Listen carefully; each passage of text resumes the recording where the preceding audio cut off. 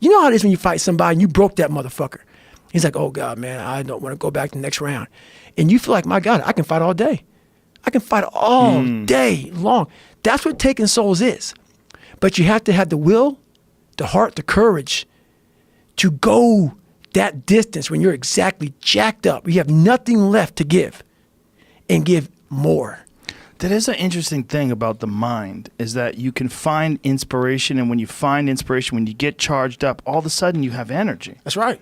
It's right. It's weird. And I talk about in the book also is about I learned how to control my adrenals. If you know how you get that fight or flight response when you get to move real quick. Yeah. And I started learning the mind a lot, how to get myself jacked extremely fast. Like in a horrible environment when everybody's miserable, I learned how to really find strength in the misery. When everybody's suffering, everybody's all poopy pants and their mentality's down and everything, I started just like, my God, this is where I shine.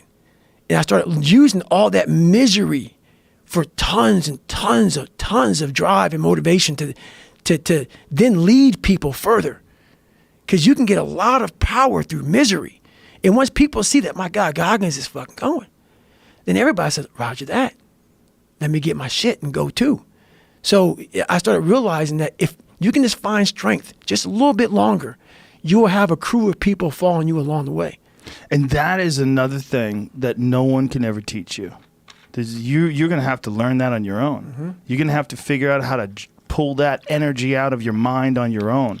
There's no book you can read that all of a sudden I have it. I've got the technique now. I know how to do it. Yeah. No, it's a grind that you have to start and finish on your own. You have to take great pleasure in the fact that no one wants to be where the fuck you're at right now.